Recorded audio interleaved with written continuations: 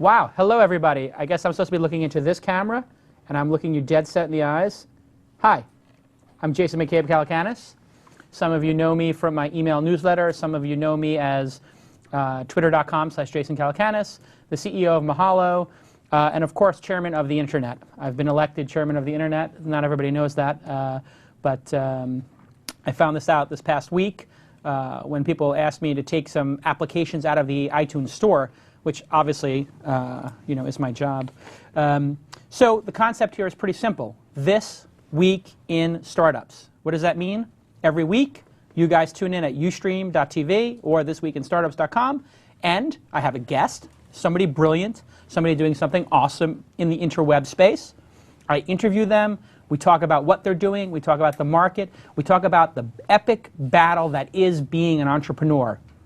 Okay, entrepreneurs are gladiators. All of you guys out there, busting it day in and day out, killing it, as Gary Vaynerchuk says. You're my heroes, and this is your show, as Kevin Pollak would say. This is your show. It's a show about entrepreneurship. So the format is going to be pretty simple. I'm going to interview a great entrepreneur. Then we'll take some of your questions. Everybody knows about this thing called Twitter. It's going to be big. And so if you just do a little tweet, and you put pound TWIST, twist. Get it? This Week in Startups, twist, pound twist. And I'm watching pound twist right now on my laptop. Give me the two shots so people can see inside the studio. Okay, there's a two shot, there's a laptop, and there's our first guest. Now we go back to my shot. A bit better, thank you. The idea is that you guys do the switching, not me, okay? So my first guest is a dear friend of mine, somebody who I met back in 1985 when we both went to high school in Bay Ridge, Brooklyn, New York, at Severian High School. He is a great friend of mine, and I'm thrilled to have him as the inaugural guest on This Week in Startups. He's one of the most intelligent, dynamic, and funny individuals, and I consider him one of my best friends. He has had an epic career building content management systems starting in 1995 for Business Week. And then moving on to being art director of Cyber Surfer magazine, which was the first magazine I was editor of. He came and was the CTO and the stand-in art director for Silicon Alley Reporter, a little known fact. And then at a game, a New York Knicks game in 2003, when Patrick Ewing's jersey was retired, I lobbied Brian to start a company with me that would be a network of blogs. And Brian had a couple of great ideas on how to do that, and we formed a partnership in the fall of 2003 called Weblogs Inc., which produced Engadget, Autoblog Joystick, and many other things. He's been my partner and my lifelong friend, so please join me in welcoming Brian Alvey, the CEO of CrowdFusion, to the show. Thank you very much. There he is. Psyched to be here. First Guest. First. Exactly. And wow, you know what's crazy? This is going to be incredibly distracting because we're trying to do a real talk show here, but people are using the pound twist tag like crazy. And I'm just looking in here already. Justin Vincent already is asking questions. Andre Lucero is taking a lunch break to eat cold pizza and watch the show. M. Paul is loving it. Mike Rotoman is watching it. GS Maverick says, oh, and we already get a hater. Really? GS Maverick. It seems you or me? Well, I mean, take a guess. This is great. I'm going to give the haters extra time on the show. Hater, and we're going to call them haters. So hater GS Maverick. He's at GS Maverick, so if anybody wants to send him a message, they can do so. It seems as though Jason Calacanis feels that things won't work out at Mahalo, so he's starting his own web show. Pound twist. Okay, great. And then Connie, hey, look at that. One of our old friends watching This Week in Startups. I guess he's in London. Veronique, watching it. Veronique, watching Jason Calacanis and my boss on This Week in Startups. Evan Culver, who works here, great developer. Wow, all these incredible people. And 11 more tweets come in that people are watching Twist. So this is great. We're out of time now. Thank you. That was awesome. We're out of time. It was a great show. That's brilliant. So anyway, I just want to make sure that you guys know that we are watching your tweet stream, and we are going to have your questions in the show. But let me first start by asking Brian Alvey to tell us, the classic elevator pitch. What is crowdfusion.com? And I'm putting crowdfusion.com on the tab here if they want to go to it while he's talking. Cool. Awesome. So we have an hour, right? I can tell you. Yeah, the show is going to be 2 hours. Okay. And then we're going to take a 5-minute break, and then we come back for the second half. Right, you got the intermission. Right, and then we have Cool. the after show for 2 hours. Right, and the Wolverine pre-party thing. Absolutely. Cool. So this is we counted these up a few weeks ago, and between stuff for Business Week and the Venture Reporter stuff that Venture Reporter, the yes. Dow Jones owns and still Yep. sells and Right. cranks out newsletters on, and Capgemini and the Kansas City Chiefs and all these Netscape and all these things that we built. Hell, Blogsmith, the last We built big, together. the last big thing, correct? And we built Blocksmith 3 times. Built Blogsmith 3 times, sold it once, and it runs, TMZ, all these massive sites, Engadget, Autoblog, right? So between all those CMSs, CrowdFusion is my 21st CMS, right? Which is kind of cool. 21st time you've built a CMS, and so people don't know, content management system, like WordPress, like... And it's my last. And it's your last. Yeah. No, I mean, it's so the pitch is pretty simple. It solves all the different problems from all the different sites I've ever worked on, Right. all the things we've ever seen, workflow problems, content problems, like Power Mahalo. It's blogs plus databases in every vertical and feeds. So those are kind of the 3 things, and I can totally explain how they work together. But it's we did blogs together. We did them really well. Engadget, killer blog, but it can't do things like pull up 20 cameras, sort them by price, pull up phones, sort them by talk time, find ones that are on Sprint versus AT&T versus whatever, and compare all that stuff. So we actually looked at how do you build an IMDb sort of database engine into every single vertical. So it's a Right. vertical focused, topic focused thing. Build the best car site, the best food site, the best gadget site, the best green site, whatever it is. And So I guess that leads to the question then, is the company a software company, or are you building Weblogs Inc. 2.0? Because I think when people first saw it, you launched Obsessible, which is a beautiful site. We can pull it up on the screen here if anybody's paying attention out there. There you go, Obsessible. So Obsessible, what I call a YAG, yet another gadget site. Sure. This is like the 50th gadget site, but it's different than Engadget because it has this massive data-driven topic page / comparison shopping engine, which we're seeing here.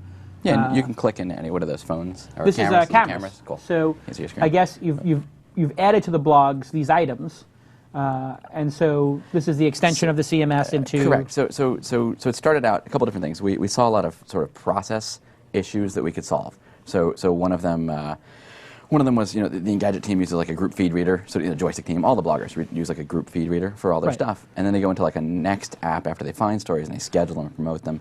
Then they go into a third app, Blogsmith, the one we built, Right. and they actually write the stuff and publish it. Right. Well, what if you take a good group feed reader and drop it into your blogging platform? Like, what does Right. that get you? And well, it gets you a lot of different things. It gets you other people's content. That's fantastic, right? And just to be clear, a group feed reader, tell the audience what that is and So- how that came to be at Engadget, because that was one of the secret weapons of Engadget. Yeah, exactly. So, they tell didn't the really history do of it, that. and this is 2 years ago, and they've evolved No, a bit this since is then. 4 years ago. Well, but through about 2 years ago when I had last Oh, touched what last they were touched it, doing. yeah. Although I talked to them like a week ago to kind of see where they are, but so they didn't really have a group feed reader. They took turns using a feed reader. So basically, if you follow 500 feeds and somebody goes and reads a story from some obscure camera site, you don't want the next guy to sign in and see that. So it's like a group email box where as long as you go through and read the stuff, it flushes it out. So you're just monitoring a queue of stories coming in. So we looked at that and we said, okay, if you take a group feed reader, so that just one person has to manage. So it's like Google Reader for 5 people, 6 people. Google Reader, and then it does some of the sort of Gmail style story combining. So TechMeme. Like TechMeme. Okay. sees And this is 20 a stories. behind-the-scenes application. Correct. And the way the guys at Engadget would use this, I think this was Peter Rojas or Ryan Block's original idea. Ryan Block championed this thing called Ryan Backlogger. Block's It was original neat. idea, give him credit, and he's at Ryan Block at Twitter, and they're doing gdgt.com. They'll be on the show at some point. And so what he said was, we spend all our time reading feeds in order to find stories for Engadget. That was the secret sauce. They had 600 feeds they read, all obscure ones. And so they built the tool when we were there to hand off those 600 feeds from one blogger to the next. They would start at blog number 1 and read down all the way to 600. And that resulted in them being on top of the news to a level nobody else. The big thing that solved was, Palm announces the pre, and if you have 20 guys working for you, they're all going to write a blog post, and they're all going Right. to stick them in the system, and only one of them. So can now get you know paid. it's done. We can't pay all 20 of you, Right. So how do you slot those things and assign those stories? So they had 3 different apps for that. So what if you take the group feed reader, the workflow tools, and the blogging platform, and you smash them together? Like, what do you get? And then what we found is when you stick bloggers into that system, when we did Obsessible, they don't want to spend time in a feed reader. Nobody wants to do the 4 hours manning a shift of watching all these feeds and reading all these stories and doing all this stuff. So we wrote some AI, kind of like a tech meme or a Google News, where it goes through, looks at the stories, looks at our database of products, pre-tags things, finds 3 things about the same Pentax camera that got announced, clusters them together in a CMS, and then says, we found a conversation for you. Out there in the blogosphere, 3 people are talking about this, and maybe 6 are talking about this, and how many comments there are on each thing, and all this metadata about it, and tell you the velocity, some of the stuff we did using Netscape there. And it suggests things into the news stream. So you sit there writing your stuff, and instead of seeing just the things you're blogging about now and what you've done in the past, which is all dead content from 2 weeks ago, 2 years ago, you see conversations start getting injected saying, we found this thing you might want to talk about. This new device came out, or there's a recall, or these things are exploding, or whatever that is. So so it brings the news to the editors. They don't have to go find it, and it kind of pre-tags it and pre-clusters the stories into memes. It makes people wildly more efficient in terms of producing a blog. Do more with fewer people, correct. Right, do more with fewer people. That's the news and content side, the news and news around your space side. The other thing is the biggest thing of this is there's not really anything that lets you build an IMDb in every vertical, right? You build an IMDb in every vertical. Like, what's the right database of landing pages? The wiki, the mini wiki, the CNET, so like Wikipedia, CNET, IMDb, those kinds of sites for a vertical. So if it's food, maybe your landing pages are different ingredients, different ethnicities, recipes that take those ingredients, different kinds of steps, different things you're going to need, right? Tools, people, celebrity chefs, companies that make food, whatever those are. So you want to have landing pages on all those things, and when somebody searches on Rachel Ray, or they search on celery, you want to be in the top 10 Google results, right? Some people like that kind of thing, the Google stuff, the SEO. And so there's no sort of engine for rolling those things out. You just create your own like database tables, right? And if you want to add a new property to Rachel Ray, your birth date, death date, and you want like height, you got to go into a database and change these things. So we actually have a system for kind of rolling out IMDb's on the fly in any vertical. So the idea is you are going to create an IMDb for 20 verticals, or you're going to empower 20 different people to make their own IMDbs. What's the business model here? Because you made Obsessible, and I saw that and I was like, wait a second, because you're the CMS guy who's built. Nobody's built more CMSs with you in the history of the internet, I don't think. No single individual has built as many CMSs as you. So if that's the case, and you're the Michael Jordan of CMSs, that might be a bad thing. Yes, but yes. Well, no, I think it's basically shows that you kept pushing the boundaries. I remember at Weblogs Inc., we built Blogsmith 3 times. Everybody told us we were stupid for building Blogsmith, but it wound up makes no sense. Well, Nick Denton told us we were stupid, but he took who was the back. guy? Neil Dash told us we were stupid because he wanted us to movable type. It was like, oh my God, you're making this big mistake. Nick had those 5 reasons that Weblogs Inc. would fail.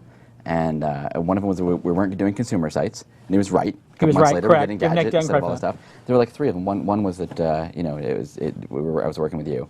That was he just didn't like. Yeah, well, obviously. And I don't think he took that one back, but he actually took back that 5th one about they're building their own platform. They're idiots. Right. And so at the time, movable type, Neil Dash, right, the whole 6-part thing, that was like the de facto standard, right? It's free. 10,000 developers working on it. It's got plugins. And it was terrible. It's open source. Well, 4 years later, WordPress. It's free. It's got plugins. It's open source. Why would you want to use anything else, right? So I'm glad we didn't use that. He actually, I think he said that he wishes he didn't have 8 different logins for 8 different things and. Well, that was the original issue with the blog software was you had to create a new instance, and so if you had one new feature, you had to roll it across all 10 sites. And when we did Blogsmith, we suffered to build that thing. And we suffered a lot, but we learned the lessons that you're talking about here, the advanced lessons, and we did things like threaded comments come out. It goes across all 10, or actually at the time, 90 blogs. When we launched Weblogs Inc., we didn't have comments. We were a blog system without comments. That's right. Yeah. And we didn't have ads, and so like we added comments a couple months. And you built an ad system. Yeah, exactly. We built an ad system. We had a traffic system. Some really cool stuff. I mean, at that time, we literally built Google Analytics into the system, movable type WordPress, the core system. A double-click, basically. We built double-click ad serving. And commenting system, Discuss.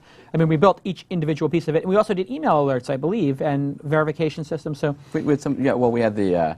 There was a lot of staff-side tools. How do you get notified when a comment comes in? So you can click a one-click link to go ban a person or shut it off. Or when you're on your BlackBerry, turn it off. Correct. Yeah. So, take me to the formation of CrowdFusion. When you came, because we sold, we both left AOL pretty much around the same time, I think. You left 6 months before I did. 6 months. You were November of 06. 07? Like weeks after Miller. 07. Or I left the day after Miller was fired. Yeah. So you leave 6 months later, and did you know what you want to do, or did you have an idea? Because you originally launched something called Comic Mix. Correct. So I had some friends. So what was that? I had some friends in the comic industry, wanted to do a comic book publishing company, and so they, the sort of editorial stuff there was all them picking the titles, the friends, the creators, the things like that. And to me, I was looking at it going, all right, this is kind of cool. We're going to take comics, we're going to show them online. You're going to read them online. Comicmix.com, you still can. But what do you do for sort of the ultimate fan destination for comic books, the ultimate website? And the ultimate website to me is you've got your original news, your podcast, your things like that, your interviews. You've got everybody else's news, so it's a one-stop shop to find out what's going on, what people are talking about in the comic space in a vertical. You've got a database of every comic ever, every creator ever, every character ever, things like that. And started looking at, well, there's no platform that can do that. And started talking to everybody I'd worked with. I got Craig Wood, he was a college So Comic friend, Mix was sort of like a passion project that then led into Crowdfusion, or was sort of like a testing ground, would you say? I think there was no way for me not to go back to building some ultimate platform. Right. I mean, it is what you've done so many times, and you do it so well. And here's Comic Mix, which is a very beautiful site. Now, you made the CMS here in Comic Mix, and can we pull it up on my laptop? There you go. And you also made a comic viewer, and you pay people to make comics, right? Yeah, correct. So that's a different business. It's an actual publishing business, paying creators to make comics, and we have a deal with IDW now, the third largest after Marvel and DC, third largest comic book publishing company, to print all of our books. So if you click on the read this online right now, you'll actually start reading. And I don't know if there's nudity or violence and. Don't worry about it. It's the interwebs. Yeah, exactly. Hopefully there's nudity and violence. So you can close the little opening screen, and you can hit the space bar. You can zoom in, zoom out. It's like Google Maps. Hit the space bar to just read a comic, and boom, now you're at the end. It's the last. It's the most recent issue. But you can click previous issue and there's key commands. It's a slick little reader. So the idea here is you took JavaScript. everything you know about building. We can pull it back up. You took everything new about building CMSs and applied it to the comic space. So basically, your basic premise here is you know about how to make these methods faster, and you can apply it to any vertical. Build great tools to conquer verticals. Correct. Build great tools. So the conquer sort of inspiration was like, well, how are we going to do this comic thing that has all these features I want? And we still don't have all those features I want in there. It's a separate business. So then we did Crowdfusion, got a bunch of people together. Yeah. Judith, who was our GM. Yeah, so this is the interesting thing. So you then pulled together some of the Weblogs Inc. team. How did that go? And how did you approach them? Because they were already probably still working at AOL. They were mostly gone. Mostly gone? Okay. Judith Maskell and Steve Friedman had moved on to Baby Center, been there half a year. Right, Baby something Center. like that. Craig Wood was going to work with a startup and came to me instead. And so you got the band back together. I got CK from Mahalo. Yeah, CK moved back to New York. CK moved from Mahalo. Thank you for that. The only person I think Thank you for taking who came CK. straight from CK, you know we love you. Ah. You knew you'd come up on the show. The only person who came straight from AOL, and I think they'll never forgive me, is Barb Dibwad from Joystick is awesome. and Engadget. Yeah. So Barb was just for background, was the producer of Joystick. She was our first Apple blogger. Apple blogger. She ran all the video Barb's game awesome. stuff. She ran their big video game sites for them beyond. So Weblogs Inc. essentially, you have Judith Maskell, who was the founding editorial director of Correct. And then GM Weblogs Inc. and stuff, GM. yeah. She's awesome. You have Craig Wood, who was the developer on Netscape. He worked with us on Netscape, kind Right. of for fun. I stole him from he'd been in a job for like 10 years doing search engine marketing campaigns. Oh, he was the SEO guy from Long Island. Right. Correct. He worked for Did It? He worked for Did It for about Did 10 It, years. sure, Big sure. Silicon Alley company. And Awesome so now stuff, he's built your some neat sort things of there. partner on the He is business? my partner in the business, and he's just a genius. Every single meeting we have with customers, because that's our deal, we're licensing this to big customers. It's like he was 33 times better the developer than I am, and now he's like 48 times better. So on your show, I think he's like 56 times the developer I am. Right. And I don't touch code. Don't touch code anymore. No, he's got a great team. And so you've basically got this team together. Essentially, it's a lot of the Weblogs Inc. team.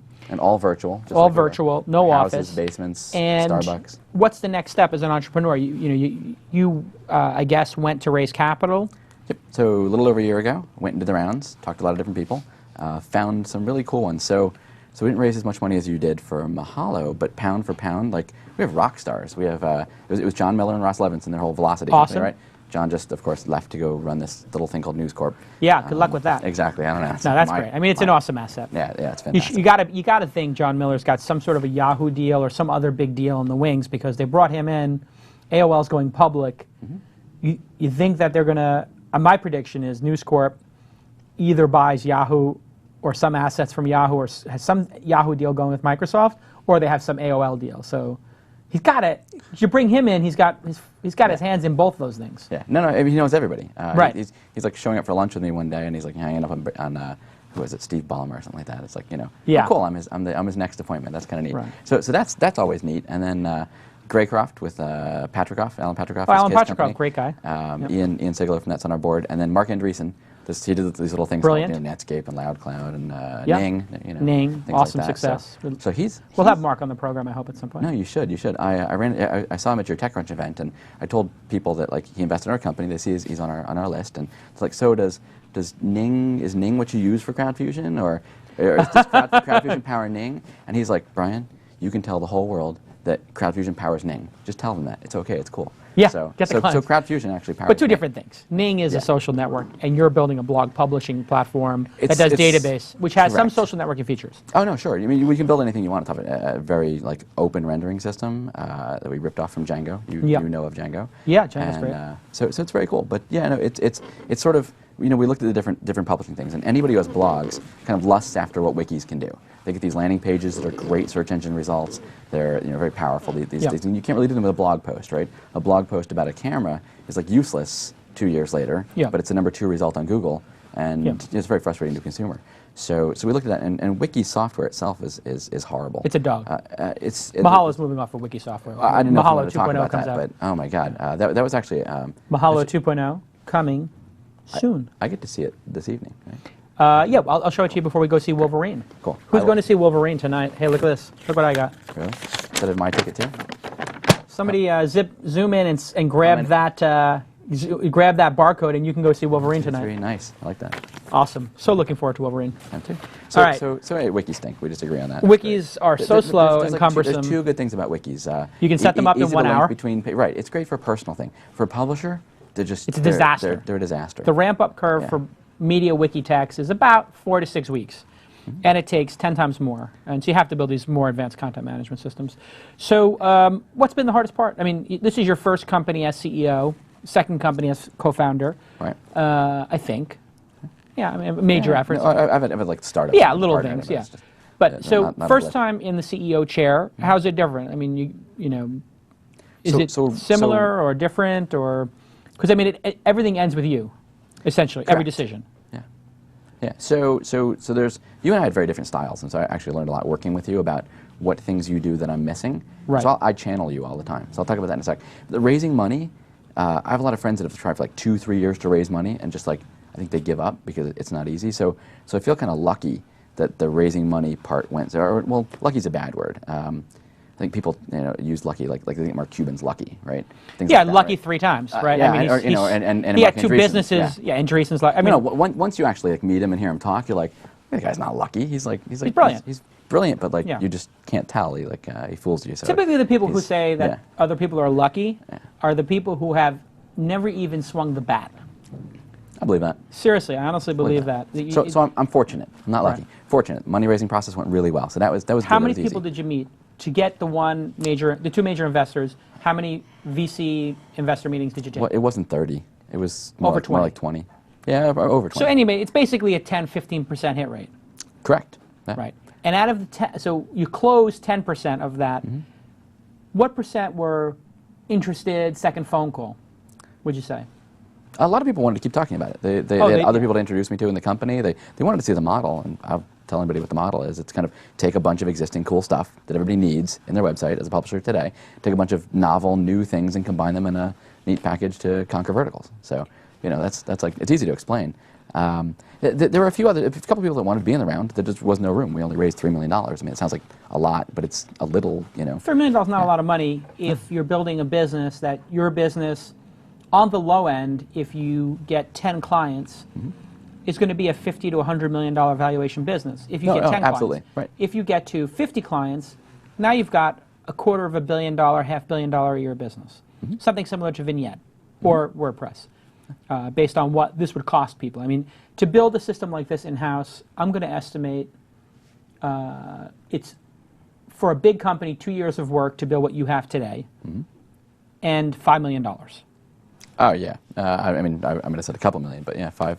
Three? Well, no, with what the teams charge the companies. I'm talking to people who have like their entire tech wing charges $12 million a year for the stuff they do, and everything takes 9 months, and it's all Right. It's Oh, always the in-house billing. Yeah, Right. exactly. So, yeah. basically, you're coming in and saying, I can do this for you for $1 million a year we or worked on it $500,000 a year. for a couple of years, and it does a lot of really sophisticated things. And So basically, ready to somebody go. can save 2 years of pain, hiring 12 people, setting up all those servers, and they just can. How long does it take to get up and running on CrowdFusion? Depends. I mean, we're talking some freaking large sites that'll take 2-3 months of build out and. But all 2-3 these months things. is not a lot of time to build an entirely new site. I think that feels like forever, but sure. It feels like forever You're right. to No, you're right. an You're right. entrepreneur, but You're I right. mean, But inside no, of inside a AOL, how company- long did it take them to launch anything new? Yeah, took a If it long actually time. got out the door. No, I had conversations with people there who said, like, how come you guys can do things in a weekend or a month and go away to a hotel room and put 9 guys up and feed them Kobe burgers for like 7 or 9 days and get stuff built? And my team tells me it's going to take 9 months. So, it's, So back to the CEO question. Yeah, we didn't, so get to that. CEO So tell question. me what it's like to be CEO this time. Is it it's- lonely? Do I miss you? Do you miss me? No, it's not. No, it's not lonely. It's really good. I'm a control freak. So for sort of comic mix, I'm like the chairman and sort of like marginally involved. I like being in total control, and here's the way things go, and so that's good. There are things you do that I don't do. So promoting things really well. There's like a marketing thing you do. So the best, I'd say, way we can, because we talk about like what are you versus you're the Axl Rose to my Slash, right? You're the you're the Bill Clinton to my Al Gore. Those are two pretty good ones. I was hoping you didn't end with Monica Lewinsky. That would have been good. Yeah. No, that would have been a win-win. Yeah. Keep going. No. So right, so there are things in there that that I know. You and I had this conversation about Apple versus Microsoft, right? Yeah. And the Guy Kawasaki line of "Don't worry, be crappy." And the Yeah. reason that like Microsoft is just so much bigger than Apple is because Apple would go into a garage and like spend 10 years building something cool that nobody Right. ever used because they're perfecting it. I have those tendencies. I want to Absolutely wait you and do. not promote it yet, Yeah. and let's finish building it. Let's Yep. build a second version of it before we Yeah, even yeah. show it. We're going to blow people away, whatever. And you broke me of that. I get Right. better every day. I'm now telling people that work with me, no, we can't wait until it's perfect. Just get it out the door, because with Microsoft they released like Word 1 sucked, Word 2 sucked, Word 3 sucked, and Apple's not like releasing stuff. Yeah. And then by the time like Word like- 5 and 6 come out, it's good enough. Good enough. And they've made $1 billion, and Apple Yeah. made 0. Yeah. So this whole idea, like, don't worry, be crappy, get it out there, don't spell check, don't do whatever. So there are things that you do that that I have to kind of channel or remind myself of. Yeah. A couple things. It's fewer and fewer every day, but I find myself having conversations with people, and I just channel Jason. So Well, that's very complimentary. It's a great Thank thing. you. Well, I mean, perfection is, I guess, the enemy of progress, correct? Totally. I mean, if you're going to sit there and try to make the product perfect, it's never going to get released, and then nobody's going to ever get to see what you do. I give that so startup advice. I give that advice to a friend of ours the other day who has a site and he like wants to take the curtains off of it and like do more stuff. And I typed all these lines to him, and at the end I said, you know what? That actually didn't come out of my head and my heart. That's straight from Jason, but you're getting Yeah. it from me, and I'm telling you, get out there. There's no reason to wait a month to market your stuff to get eyeballs on it. There's no reason to put ads up later or like do all these other things. Just do them now and just start doing them. Right, and you make the mistake, you fail fast, and you get Correct. there so much quicker. Yep. So, what's been the biggest challenge being CEO? Do you feel more pressure being CEO than being sort of the tech lead in the company? Compare and contrast those two roles, because there's probably a lot of people watching the show who are the VP of engineering, the CTO. They want to do their own company, and you're unique in that you were able to make that jump. And most tech leads can't make that jump to being CEO. What's been difficult about it? What do you like most about it? What do you dislike most about it? That's a good question. It's 99 or 100% positive. It's nothing against being sort of in charge of technology, but I love it. Like I said, I love making the decisions. I love being in charge of things. The worrying about budgets, and we raise this much money, we have this much left, and what are making business decisions. I think that's the responsibility that sort of I need to figure out a way to solve this thing. But I'd rather be the one making the decisions Be than in control of your destiny. Yeah, than having somebody else make the decision, and maybe Right. it's the right one, and maybe not the right one. So. You mentioned being a control freak. In that word, I think, has a lot of baggage with it. Like control freak. It's not positive. Yeah. It's got a negative connotation. The positive way somebody might look at that as being a CEO and you're a control freak is that you're diligent. Yeah, no, or if you work in a obsessive. hotel and you like pick up something somebody drops off the floor, or you polish Right. something, you get rid of some fingerprints, and you clean up some mess, that's a good thing. That's diligent. And if you ask a lot of questions and you're micromanaging, does that mean you're a control freak, or does that mean you care? Where's the line between that? So Because that, you know that what? I don't do. I don't Right. micromanage. Right. I mean, people can tell me otherwise or something, but I know I don't. Right. But when some things are going wrong and you got to ask a lot of questions, and you have to sort of dig into it, how do you manage going from being, obsessive and that sort of control freak nature to being, actively involved when you need to be when something's going wrong? Where's the line between that? How do you manage that? So that's a different thing with me. That comes to sort of delegating. And in our history, we did Weblogs Inc., or even the companies before that, right? With Silicon Valley Reporter, we had good management teams and all that. But with the Weblogs Inc. stuff, with that, you kind of quickly had somebody in charge of sales, somebody in charge of editorial, and somebody working with you on different products. And I kind of did all this stuff myself. And then I had a part-time developer working with me. Right. It took a long time to get to sort of delegating and doing all that. But some of that comes from just finding the right people and working with people you can trust. So I got over all of that. So I've evolved in, I touch code a little bit when it's just easier to make a change than to tell somebody how to make a change, because it's very easy to go in the system and do these things. But we relaunched the CrowdFusion site today. It was a one-page website up until this morning.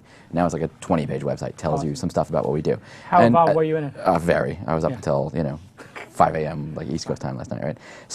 But that's people know I'm better every day about. I think I think that's probably delegating. the biggest challenge as a CEO, as an entrepreneur, in terms of management style, is being able to hire great people and then trust them to do what they're going to do, and then getting rid of people who maybe aren't making progress. A very difficult task.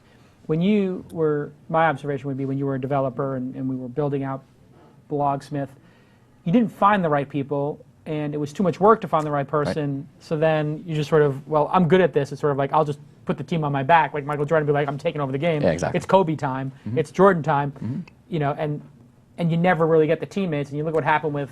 It's tough. It's tough. If you don't have the teammates who you can trust to get the ball in the basket, you're going to put it in yourself. But then you're one guy playing basketball with 4 role players. And I think that's probably what Kobe's doing better this season. Right? You don't even have anybody else on the floor. It's just you. Yeah. And you have that's it. So no, now I'm the Phil Jackson. I'm the coach. And so the trick to that is if you're going to give them the responsibility, you also have to sort of give them you give them the responsibility to get the thing done. You also have to give them the authority to just do it and own it, right? And not kind of step in and stop them or whatever. So I'm infinitely more. And maybe I'm half hands off right now, but infinitely more than I was years ago. So that's a huge thing. I think it's great. So we're at the 1 hour and 37-minute mark. Let's take a look and see what the questions are, and then we're going to bring in Rich for the news in just a minute. But I'm looking here at the twist tag. That's all I'm looking at, just so people know. If you reply to me, I'm not going to get it. You have to put pound TWIST on it, and that's not because I'm trying to get twist into the trending topics on Twitter. No, not at all. I would never do anything like that. If you guys got twist to be tweeted 1,000 times on the twended. On the twended, that'll be fine. Twended list. So let's go through some of these questions. MCUM, KUMM, said he enjoyed the last 15 minutes of the show, but he has to go. So sorry about that. And we just got a new one in here. Brian, how much of the product did you develop before you got funding? That's from Justin Vincent, at Justin Vincent. Hey, you can pull up when I'm reading these things, you can pull up my Twitter stream here on the screen, by the way. But this is a great question. Right there, the top one. Brian, how much of the product did you develop before you got funding? We've probably been in existence the same number of months post-funding as pre-funding. And it was probably half. I mean, we're never not building. So there was a lot built. There was a production site. Obviously, Comic Mix was running before I left AOL.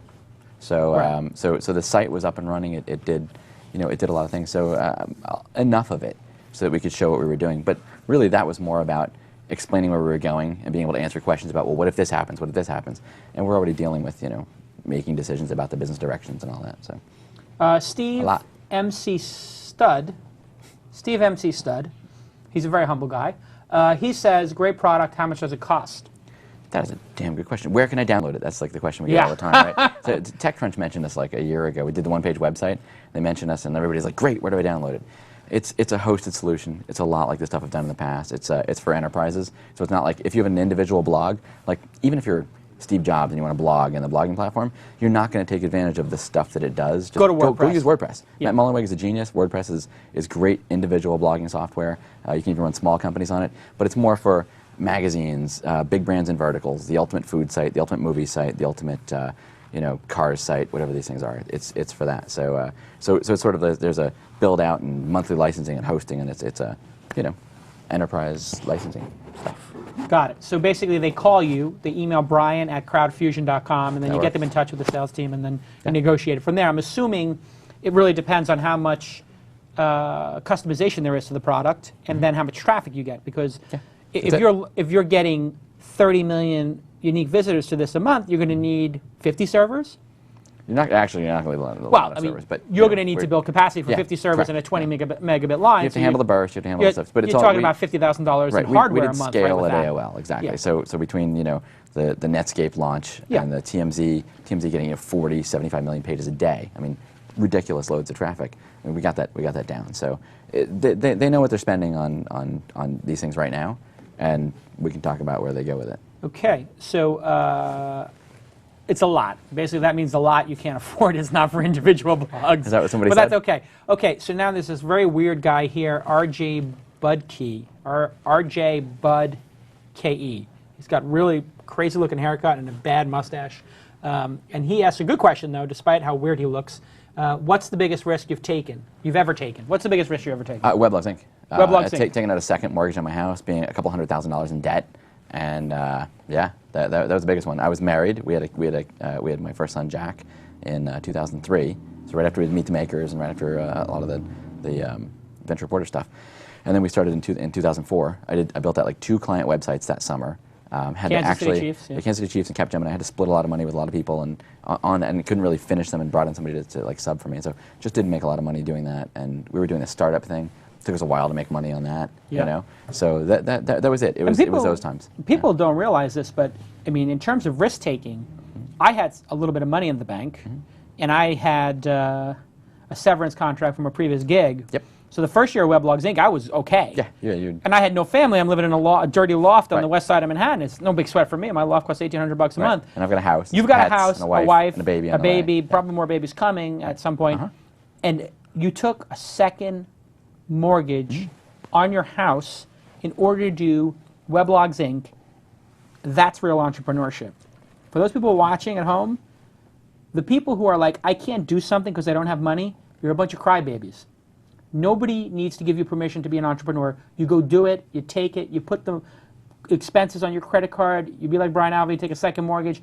That's real entrepreneurship. If you're sitting there waiting and crying like a baby, like, oh my God, a VC's got to give me money or I can't do this, that's nonsense. Okay? None of the businesses I've created, including Brian, do we have funding in the early days? We just did it and we built off revenues. Yep. I think there's a lot of people with a sense of entitlement, like, oh my God, you can just raise venture capital. It's like it's some God-given right. By the way, first couple of companies we did, there was no venture capital. Right. You earned the right to get that based on your track record. Correct. So your first major company, Weblogs Inc., you take a second mortgage. The second company, you walk in, you got the home run under your belt. It's easier to raise the money. Correct. So I had a wife who believed in me. That's like key, right? Critical. Because if she's working against you, and that's hated not me. Work. Not as much as anybody else. The previous wife. Yeah, stop. So, and the other girlfriend really hated me. Talk about your That's a whole different show. Yeah, exactly. So no, that was big. That was the biggest sort of risk thing. I think that's actually. So I was working with Jeffrey Zeldman. We were doing things in Happy Cog. Yes. I built a system for a list apart. We were doing things for customers. Amnesty, Capgemini, and Chiefs were all through him. Right. And so I'm working with him, and we're making money. And basically building working for him. Let's be honest, because it was his company. It was like splitting jobs. It was actually. I know, but he owned Happy Cog. He was getting the clients. He was contracting out. No, but I was building out stuff, right? So I was doing well. So I was like service work. But you didn't own the company. Oh, no, not at all. Right. So it's service work with him, and I had this sort of like thing that I co-owned with you, which we might spend 3 years on it and go broke, and the whole thing fails, right? So I had to sit down with him and had a lunch with him. It was kind of like breaking up with a girlfriend and say like, I'm getting engaged to somebody else, right? And like there was this time where I had to pick, I can't take on any more jobs with you, even though that's all the money I'm making, right? Because I have to go follow this dream. Right. So that was a pretty big deal. How did he take it? we still talk. And it's tricky because he was able to go out and like say, I'll design and build a CMS for you because I build the CMSs.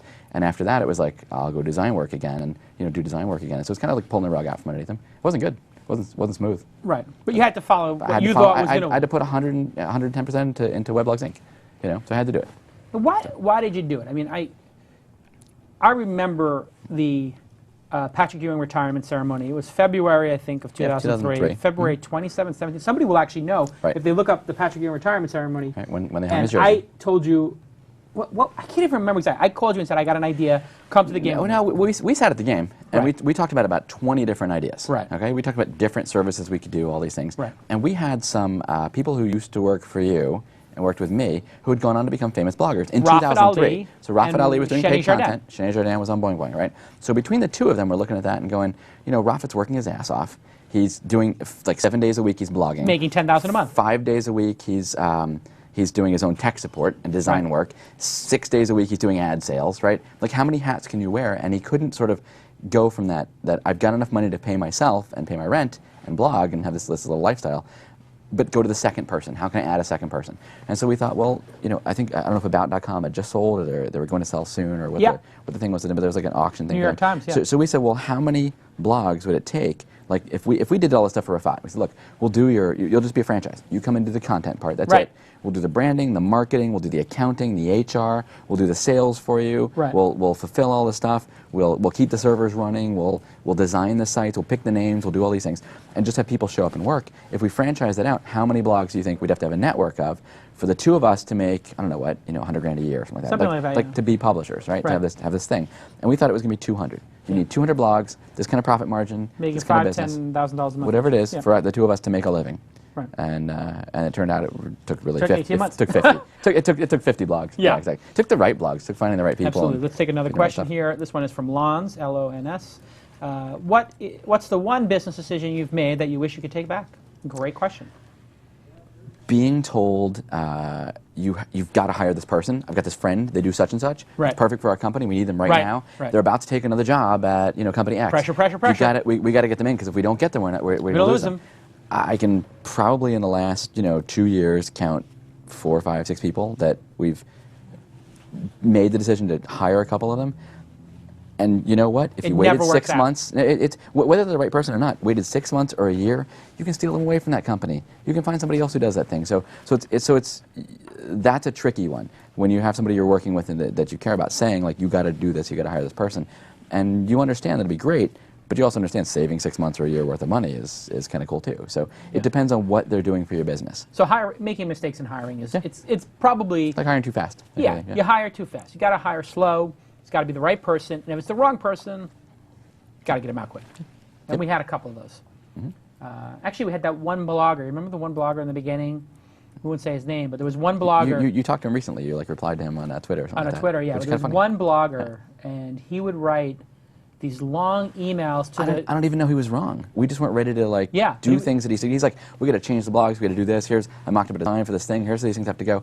We just couldn't deal with it. We couldn't do it. It was like, every 2 days. Yeah, and then it got to the point where 1,000-word email complaining about what we hadn't accomplished. Which is flattering that somebody wants to help you, steer the ship, but you don't have time for it. You can't do it. Right. Interesting guy, but after a while, like he starts to resent you that you're not listening to these epic emails he's sending, and making these business decisions and launching these 10 next things that we knew we couldn't sell ads for. So that was tricky. Follow up. It wasn't tricky. Follow-up question from Justin Vincent. Could you have gotten the funding if it was just a PowerPoint presentation? In other words, are ideas alone valuable? Oh, the right guy. Mark Andreessen can get funding with a PowerPoint or without, right? Well, Mark Andreessen could come in and just say, like, here. Yeah, right. I know, exactly. See right here? Right, correct. There it is. Right. Whoop. Yep, please hand it to me. Mark Andreessen, fairy dust. Whoop. It really depends. Like, I think you could do that more easily than I could. You could say, I've got a thing, I put it on a napkin, and it's going to be landing search result pages. Yeah. And I would like to start raising some money. And these companies Well, that's actually sort of what we did. It was 8.5 by 11 I'm only pages. saying that because I know you did that. And that was the story, actually. No, I had, I'd have way more built. Next time, hopefully I'm at this business for 10, 20 years doing something really amazing.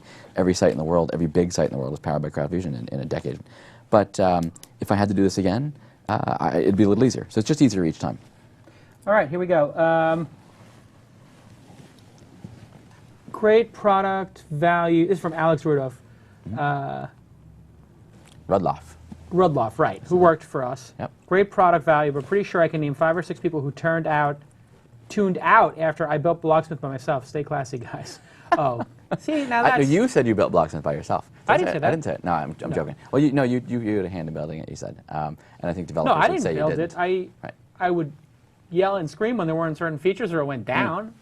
So you mentioned that there were 3 versions built. There were 3 I versions built the first one. You built the I first built one. the second one. Yeah. In between those, I tried to have some guys build a .NET version instead of the I remember ASP that. The version. .NET was a That disaster. It was a 3-month project that went 4 months. We went for and a long We got walk. a sign-in screen out of it. Yes, and I remember we went for the long walk and I said, we have to my throw this neighborhood. away I in your know. neighborhood and That said, was this terrible. is a mistake. So I built 2 versions of it, Yeah. and I'd say the visionary for the third one. I directed it, that kind of thing. Yeah, you are. No, I stopped coding.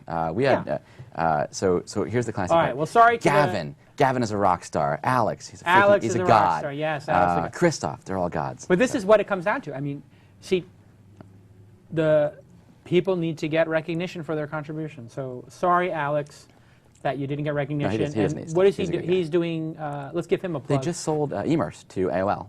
Or Oh, something, AOL or bought they Emers? just announced it. And Oh, good. So Does he supposedly still work at AOL? he's working with their career channel. He has a Oh, whole new job awesome. there, a whole new role there. Yeah. Awesome. So Alex still working at AOL. Congratulations. Right. Gavin's still there, doing some neat stuff. Working at AOL. Congratulations on that. Ouch. Go start a company. No, seriously. Enjoy working at AOL. How are we doing so far, Tyler? Show's okay? Good, yeah. Are people watching the show? I thought you were asking about time, not quality. Extra segment to do at the end here. I know. We have the news, which we're going to start. And let's take a final question. That's so funny. He's one of the Is this guys the that fifth final changed me from hiring losers to kind of like hiring good people and turning Well, that stuff Alex around. was a total winner. I mean, I remember we had the code jam for the new Netscape down here at the Viceroy. Correct. And we had somebody managing it, and he just wasn't pulling the weight. Right.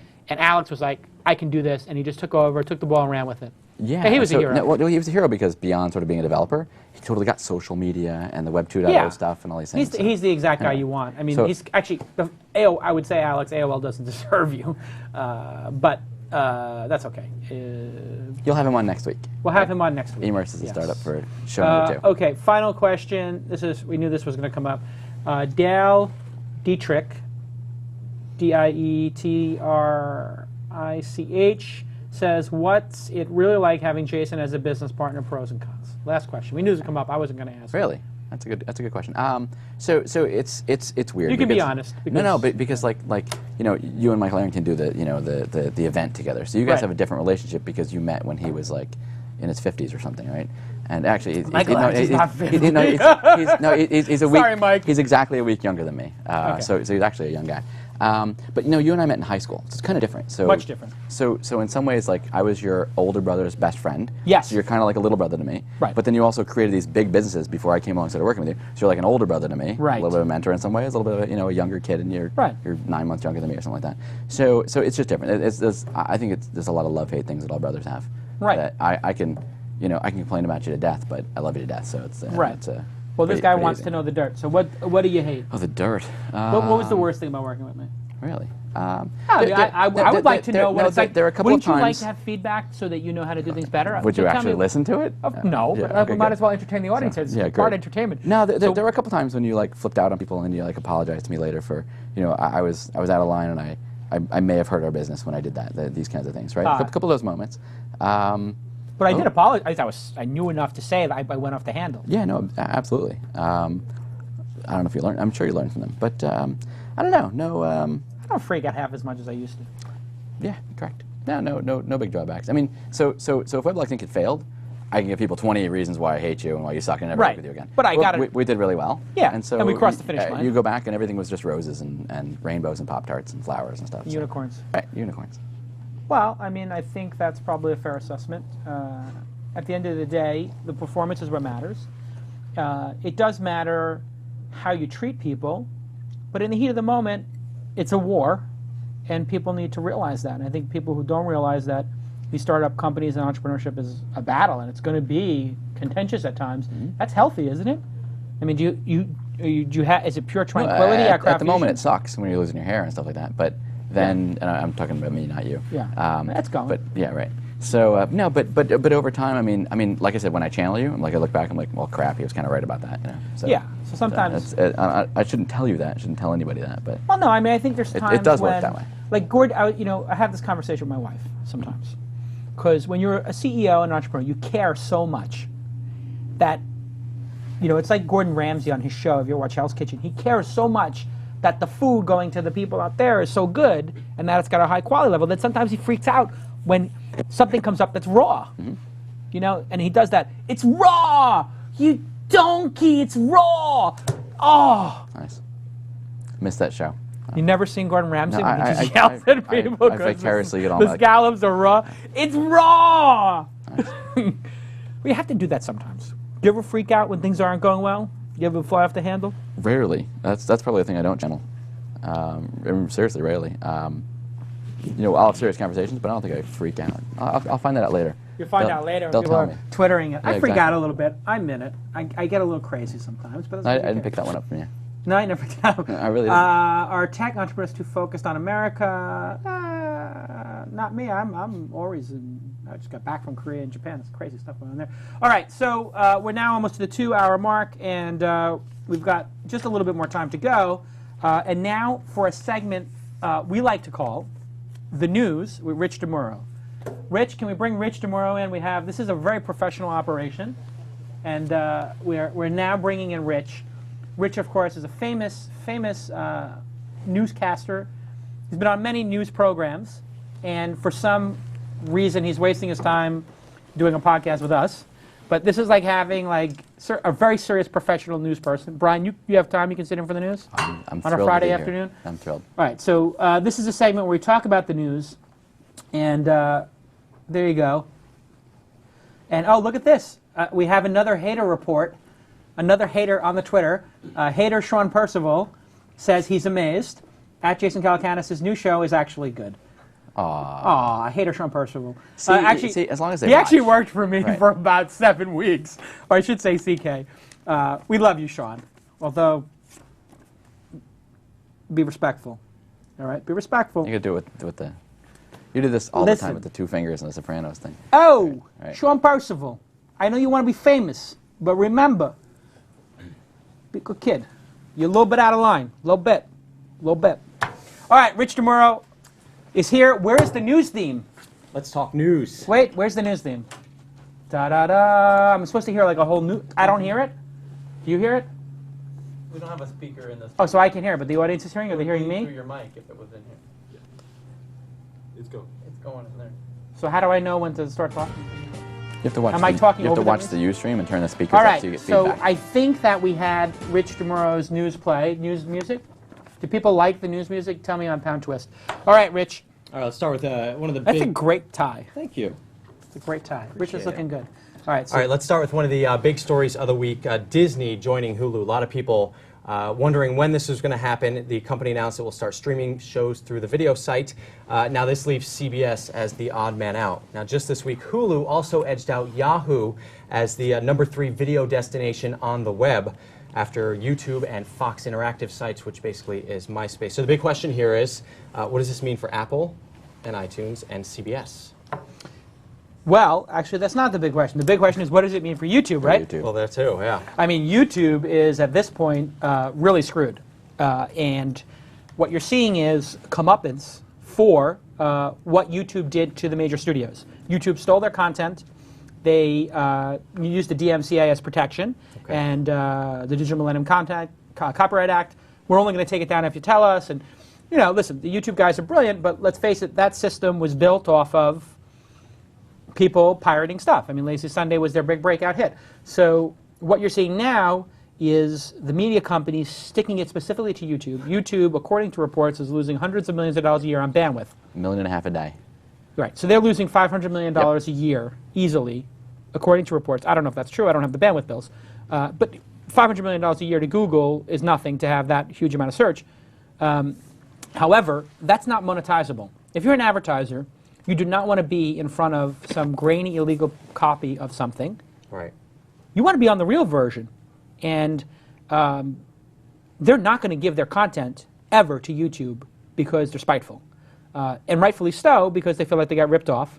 And this is the same thing you saw in the music industry, right? The music industry waits for Napster or Project Playlist or whatever it is to get to certain size mux tape, and then they come in and smack them down. And that's it. And that's it. This is a huge, huge development, and it means CBS is next in line. I am absolutely certain Quincy Smith from CBS, full disclosure, CBS has got a small investment, but a nice one in Mahalo. I guarantee you CBS will join this fold, and they will take this company public, and when this company becomes public, it will be worth $5 billion. Okay, let's the, move the on. numbers are a killer. That So, bandwidth. Brian, any thoughts on that? No, it's just the bandwidth. You watch them lose $1.5 million a day because they're making $200,000 to $400,000, what they say, $2 million in costs. Right. So the problem is that it's all amateur stuff that's going to grow. Right. And they're not going to get the more professional stuff. Right. So no matter what percentage-wise, 99%, 99.9%, it's just going to be stuff they can't monetize, and they're paying Right. bandwidth bills for it. And they have to either cap it, charge people, and then it's not YouTube anymore. Or put pre-roll ads on it, that's- and then well, you that's get the- into a really serious issue. If they put pre-roll ads on other people's content, they're going to have some serious issues about making it's- money off other people's content. The only way YouTube's going to become a real business is if they start charging people to It's watch no or longer host, and there's no longer YouTube, or they put pre-roll ads on it. Who's going to watch a 15-second, 30-second pre-roll in front of some guy, doing lighting, some Mentos on fire with Diet Coke? Or, I don't know. It doesn't make sense. Bad. But CBS by the end of this year, CBS will be a member of it. They'll each own, 20% of it, or 20-some-odd% of it, and then the private equity firm that owns the other piece, I think they put in $100 million for 10%. They're going to take this thing. This thing will be public within 2 years, and it will be worth $5 billion. And it will be, I think this will be the greatest example of old media getting it. This is perfect execution. The Hulu design is perfect. Let's see. People love it. And it is awesome. Local affiliates, kind of screwed, but I think they worked out something with that. They're going to get some piece of it. Brilliant move. And frankly, I'm surprised CBS hasn't closed on this. I mean, Quincy, Well, move quicker. any day now. I mean, people didn't know if Disney was going to, they said any day for Disney, and it happened fast. All right, so let's talk about raising money. So it's generally not easy, but this website called Kickstarter aims to help. This is an online platform that caters to artists, designers, musicians, filmmakers, and basically anyone who wants to raise money to maybe write a book, write a movie, or any sort of creative venture. So first you set a fundraising goal and a deadline. People donate. If everyone donates and you reach your goal, everyone pays. If you don't reach your goal, nobody has to pay, and it starts back And at it's just zero. Kickstarter.com? Kickstarter.com. There it is. New All right. way to fund endeavors. So I have it here, and let's see what's going on. So there's also a little bit of social networking in play here because your donors end up becoming your fans. So if you say, hey, I donated $5 to build this iPhone app, and it happens, you become a fan of that, obviously. So what do you think of that? If this was to crowdsource like an investment in a company, you've got a very big problem because then you're taking stock from public and uncredited investors. So you would run into major legal issues. If it's a loan, you have another issue, like the Kiva issues. But since this is donations and there is no expectation of return, I think this is a big winner. This is a great idea. People like to do this.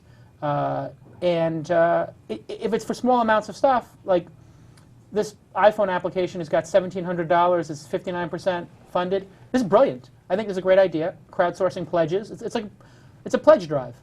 It's not the first one. They have probably the best domain, Yeah. Kickstarter. I can't remember what the other one is called that I saw, but it was like I want to raise money for my plastic surgery. Yeah. I want to raise money to get a new muffler, right?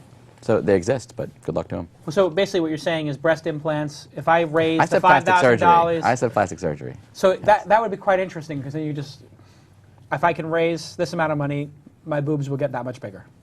Sounds like a winner to me. Rich, you're finding great news stories. Keep going. All right, so IAC Interactive Corp buying Urban Spoon. Now, this is the website that got a lot of play after its app was featured on the iPhone commercial. You shake your iPhone for a GPS-inspired restaurant recommendation. So terms of this deal were not revealed. TechCrunch says it was in the millions of dollars. Urban Spoon is incidentally in the top 15 or so most popular iPhone apps. So is there a synergy here between IAC brands and Urban Spoon? Well, obviously they own CitySearch. And what most people probably are not aware of is CitySearch has a massive local advertising business. They're trying to do like a Google AdSense of local. And since they have CitySearch and they've got all these foot soldiers out there getting the small ads from local businesses, there's something there. So what's probably happening is sometimes when people do it, people big companies buy things for different reasons. Sometimes they buy them for the earnings. That's not the case here. Sometimes they buy them for traffic. Probably not the case here. Sometimes they buy it to learn. Probably the case here. And sometimes they buy it because it's additive. They have something they could add to this that would make it a big winner. So it's probably those latter two. They add this to City Search. It's a cool application, and they can learn from it. And maybe they paid, I don't know, $1 million, $2 million for it. I don't know, $3 million. Probably low $1 million. Sure. And I don't know if they have a big website. But I tell you, the application, it's another one of these applications where they're the first people to do something, the shaking of it, which is fun, but ultimately you do it once, and then you never use the application again. Would It's you like take a recommendation off of that? the flute one, I had the flute one, whatever that's called, for a little bit, and the flute one, I bought it for $2. I showed it to my wife, I showed it to one other person, I never opened it again. That was it. So, I mean, it's like the Zippo lighter, I did that, I held it up at one concert, and then I felt like a, idiot, so then I stopped. So anyway, interesting, but not important. Okay. So this company is called Tagito. They have launched an online knowledge marketplace, and their tagline of their website is "Sell Your Smarts." So this site lets you buy and sell user-generated items. So you can make it a document, a song, or a picture. PayPal handles the money. The dollar limit on this site, Tagito, is $10, and they make money by taking a percentage of your sale. Tagito. Yes. Is and this it's it? 15%. Yes. So on a $10. So a knowledge marketplace. So this is, what this reminds me of is 99 Designs, which is a very cool site. You can pull it up. 99 Designs is where you can do a logo contest, and we actually did the logo contest for This Week in Startups on this. Yeah, it's a good idea. It's a small idea. But what's different? I don't know. What's different about Like it? an eBay for Word documents or something. So. Let's see. Your corporate identity entity. Okay, that's a legal thing. Optimizing SQL and database queries. Yeah, this is probably not going to work. Not going to work. Yeah, I mean, I wish them well, but I don't think it's such a major opportunity. I mean, the website doesn't look good. You've got the Urban Yeah, Spoon. I just downloaded Urban Spoon. I'm shaking. I'm shaking. Basically, if I you... shook it too much. It's going. I Yeah. got French. Yeah. You didn't download the Shaken Baby one, though. No, I did not do that. Yeah. I don't think you can anymore. Well, this is the... speaking of... You know about the Shaking Baby thing? Yeah. Is that in your news rundown No, here? I did not. I left Why it didn't you out. include I it, should- Rich? You know what? Next time we'll do Salacious it off story. the cuff. Rich, I don't know. Tyler, who is this guy? He's doing a great job. Keep going. So right, anyway, so- this is not going to be that big of a deal. So we know Mint. So this is the popular online financial Mint. website. TechCrunch 40 winner. Absolutely, 2007. So they have a new feature called Financial Fitness. This outlines, it's a game. So it outlines 5 main principles to help you focus on. You get points for completing tasks like saving money or avoiding bank fees. Those are like $35 a pop now. The idea is that you might spend more time on the site and save even more cash. And you can get like a little, maybe like a little thing you can post on your blog that says how good you are that month at your finances. So what do you think? Is it playing games with your money? Well, first of all, what's it called again? It's called, let's see, it's called Financial Fitness. So it's inside of Mint. I don't know if they have it on their homepage. Oh, well, or not I mean, yet. it's not even on their homepage, so that's crazy. But Maybe it's on their blog. Oh, I see. Anyway, this is a great idea. I'll tell you why. Well, Mint's a great company. Everybody knows the way it works is you import all your bank account information, they scrape it or whatever, do data normalization, and then they tell you how you're spending money and how to lower your bills and all this kind of stuff. And that's why it won. It's a brilliant company. They've done very well based on that. There are 3 ways that you can really make money in this world. One is to entertain people. Okay. One is to save them time, and the other is to save them money. Or Universal. make them money, which is the make same thing. Yeah. So if you look at CrowdFusion, this is going to save people a lot of time. It's going to make them a lot of money. It's a big winner. Entertainment? No, it's not entertainment value. And in this case, it's a game, so that's entertaining, and it saves you money. That's a big win. Yeah. So it's a great idea, and we wish them well. And they're the winner of TechCrunch 40. And everybody knows TechCrunch 50 is... What day is TechCrunch 50, Tyler? Is it the 15th? 14th and 15th. TechCrunch 50 is 14th and 15th of September, and the deadline for applying, this is one of the reasons we're doing the show, please, please, please submit your company. Do not blog about your company, put screenshots out, you're disqualified, but you have to launch at the event. The deadline, I believe, for applications, submit your company, first link on the TechCrunch 50 side. You have to submit your company by, what's the deadline? Midnight PST Tuesday, June 30th. But it's a rolling basis, so you can, the sooner you register, it's like the marathon or whatever, if you put your company in June 1st, well, we're going to look at it June 10th or something. So if you get in early, it's probably better for you. But, go to the deadline. So you like Mint? Do you use Mint? is all your money in Mint? Do you know anybody who uses Mint, has all their money in I Mint? do know people who use Mint. I use Mint. I don't manage my own money. Right. I have people Okay. who do this. That's good. So I have. I'm a reluctant. I think Mint looks cute, but Well, listen. I haven't bit I the can tell bullet. you something. If after you have a certain amount of money, this is an obnoxious conversation, but after you have a certain amount of money, you need to You have could have said somebody. no or yes. you And know. somebody manage it. So anyway, for my whole life when I was broke, yes, I would have used this because I would have had 3 accounts: my Bank of America account, my Chase account, my 2 credit cards, and I'm done. And now I've got. I can't even tell you how many credit cards we have. Credit cards and bonds and all this other stuff. You can't do it that way. Right. But I think for the normal day-to-day, this is brilliant. And it's nice. It takes everything you have, credit, debt, student loans, whatever you have, and it gives you a net worth at the bottom. So if you have savings, so it's yeah. really nice. I mean, you can So you watch actually it. get the full picture. And they have a neat social networking part where it actually compares you in Los Angeles, how much you spent on fuel last month, to other people. Anonymized, I remember that from So you use it. I use it all the time. And I you love it. So I do know love somebody it. who uses it. I do too. Also, at this point, I can't spend too much time worrying about the bank fee stuff because I got to worry about I got to put all my cognitive energy into the Mahalo I hear you. stuff. So Facebook, another popular website. They took. I haven't heard of this one. This Facebook? Yeah, it's Very popular, growing. Rich, huh? It's growing. Booming, okay. This is taking a big step towards opening up their, I guess, semi-walled garden. The company introduced an OpenStream API this week. It allows web developers to access a user's news feed. This is kind of like the heart of Facebook. They can slice and dice it and display it any way they want. The first app out of the gate using the new standard is the Seismic desktop built on Adobe Air. So is this just in response to Twitter and the magic that Twitter has become? Yes. In a word, yes. I mean, at this point, Facebook is scared to death of Twitter, rightfully so. Twitter is easier to use and it's more fun. And Facebook is a lot of work for people. Yeah. And it feels like too much work. And it's more like a Rolodex and a chore to use Facebook, I think. And Twitter is just light and fun and fluffy and easy, so I think people will use it more. So what Facebook is trying to do is make sure that all of these great app developers who are building all these applications on top of the behavior stream, the gesture stream, let's call it. Okay.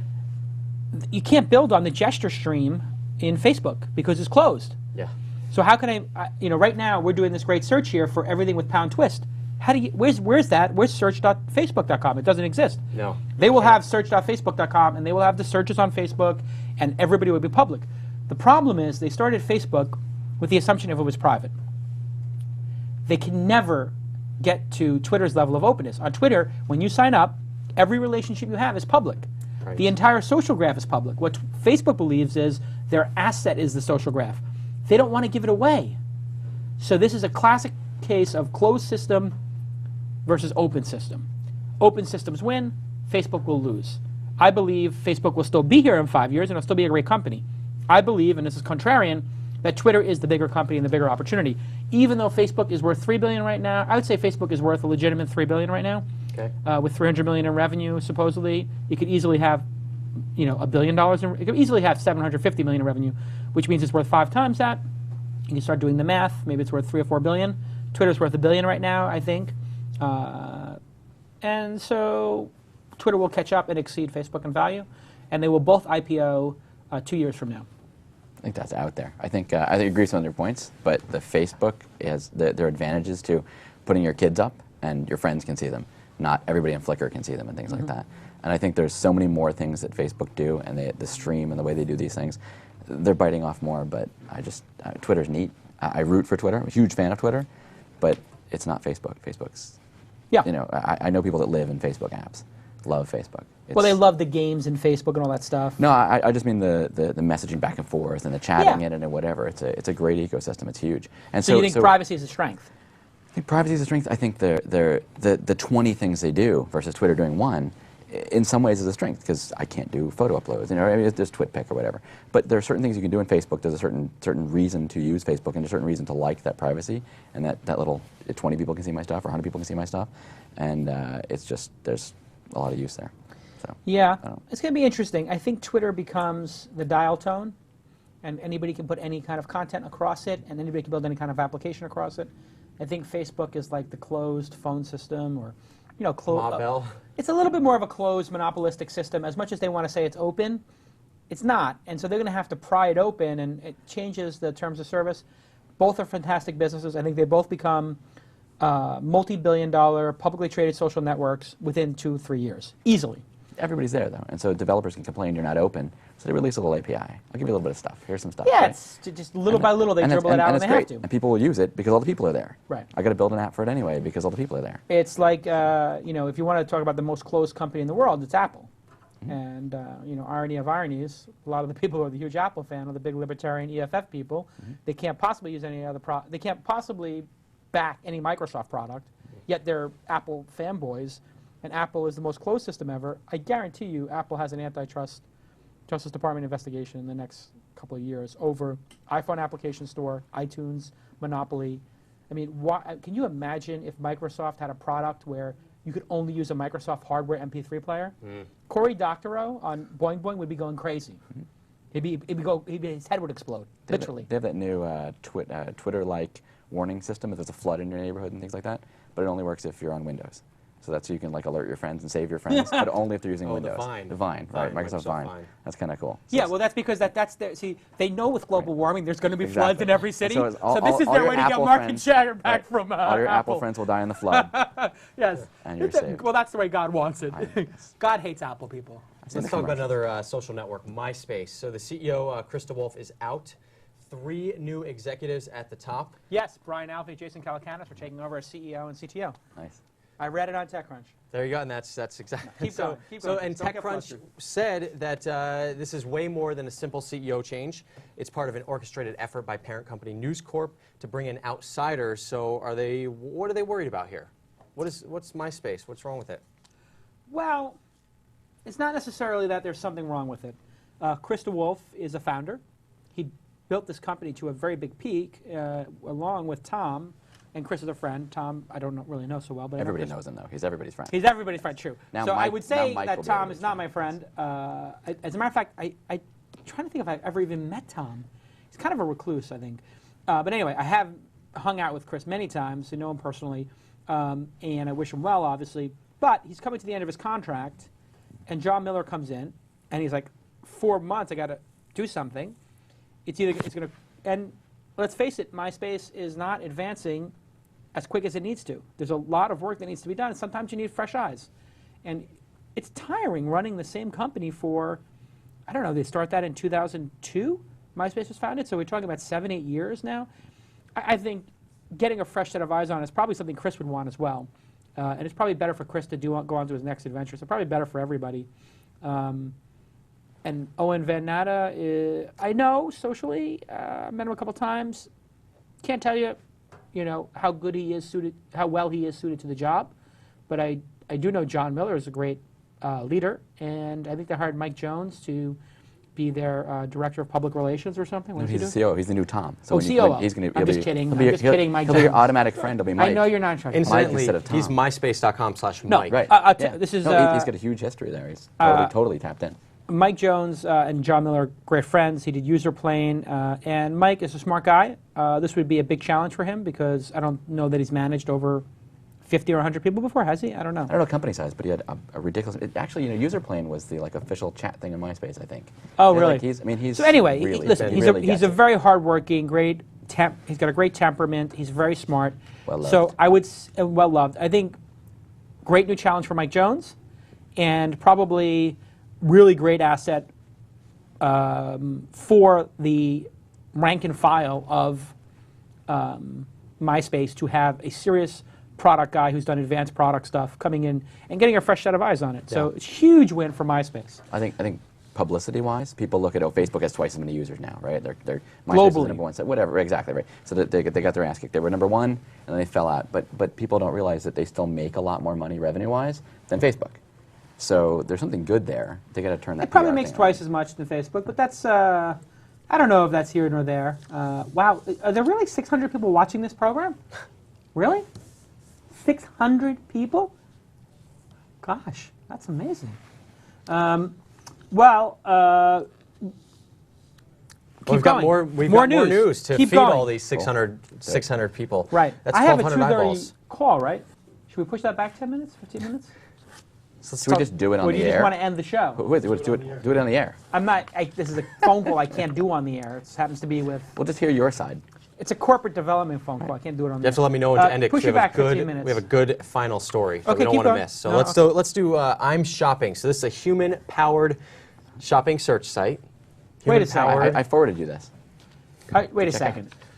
Are you're putting Mahalo competitors in the news flow? I saw All right, keep human going. The All right, URL all is, right. what's the URL again? It's IamShopping.com. I'mShopping.com. Okay, so this I'mShopping.com. Here we go. this At combines I'mShopping. 411 directory style help with Twitter. So what you do is you ask a question via the site or via Twitter. This looks and familiar. You'll get a response from community experts along with links to suggested items. I'mShopping has 4.7 million in Series A funding from SK Telecom. Oh, which good. you know South Korea them. Telecom. Yes, they did Helio. So can this work? Human assisted shopping, they say. Okay. Maybe they changed that after. Well, it's obviously exactly what we're doing with the @Answers account in Mahalo Answers. So it's a subsection, a verticalization of what we're doing. And so, yes, of course it could work. If I said it wouldn't work, I'd be saying that Mahalo Answers can't work. And Mahalo Answers has a million unique people. I like it. It's actually a pretty good domain name. I'm shopping. Or I am shopping, like instant messaging. So that's got a little double entendre. The design, very Web 2.0-y, but good looking. So yeah, I think it's a winner. I think we'll keep an eye on it. We're doing @Answers is what's the best? Oh, there you go. I guess there you go. Somebody is asking what is the best. Yes. Well, we don't want to put that on the air. You can ask anything, apparently. Apparently, if you need some in sexual toys, you can also get that there. So, yeah, of course it's going to work. I'm wondering if it's community-driven or they have, and how they make money. I'm guessing they make money through having the ads on there, maybe giving you a couple affiliate links. So shopping should make money. It's very narrow. So if it does do well, it's going to be, I would say, a modest-sized business. But good luck to them. Thanks for stealing the idea, and rock on. All right, we have a. I don't think they stole the idea, by the way. If they just launched now, that means they launched 2 months after we started doing the same thing. They must have had it in the works longer than that. So for a long time. A lot of people, in all fairness, all entrepreneurs get to the same great ideas. Then it's just a matter of execution. That's the tough part. Okay, so some big names in online entertainment and sports starting a new venture based out of Seattle. This is called 5to1.com. The number 5to1.com. Now, executives involved, and when you go to a website, you'll see, they won't say what it is, but here's who you have. Former bigwigs from Rivals.com, Whatever. Fox Interactive Media, and IGN Entertainment. LinkedIn profile says one employee describes the site as a unique advertising marketplace. They have $2 million. So.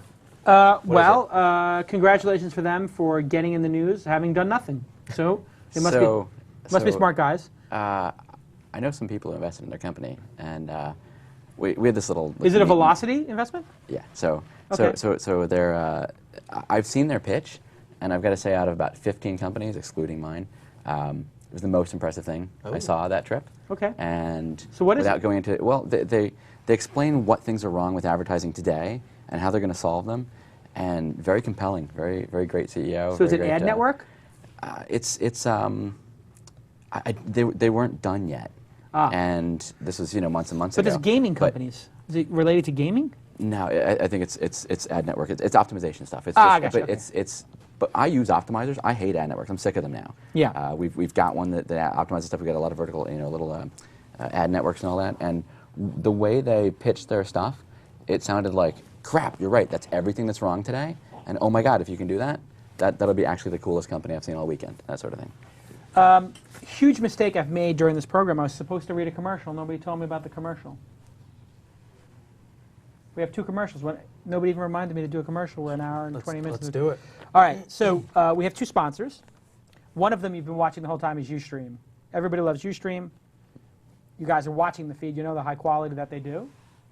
Great company, Ustream.tv. 600 people have been watching the show live, so that means we've gotten thousands of people to sign up. So Ustream totally got their money's worth, I hope.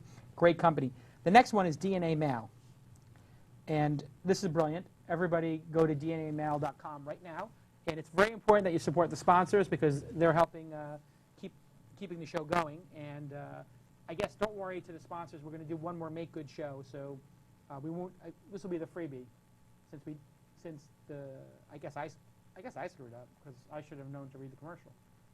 So anyway, we do the commercial anyway. You get this for free. DNA Mail, I'm pulling it up right now. You can pull it up on the screen here. DNA Mail.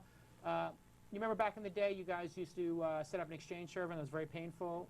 Now you can go to DNA Mail, start yourself a Google Apps account, or do a Microsoft Exchange server. It's like a couple of dollars a month per user, really cheap. And so if you're starting a new company, you don't want to have to deal with this nonsense of wasting any time or money on IT. Buy yourself a bunch of BlackBerries, buy yourself a bunch of Macs or netbooks, who cares? Let your employees buy whatever computer they want. They're responsible for their hardware. As a matter of fact, they can pay for half of it, you pay for half of it, and they get to keep it. I like that model. I think I'm going to start doing that for people who want laptops.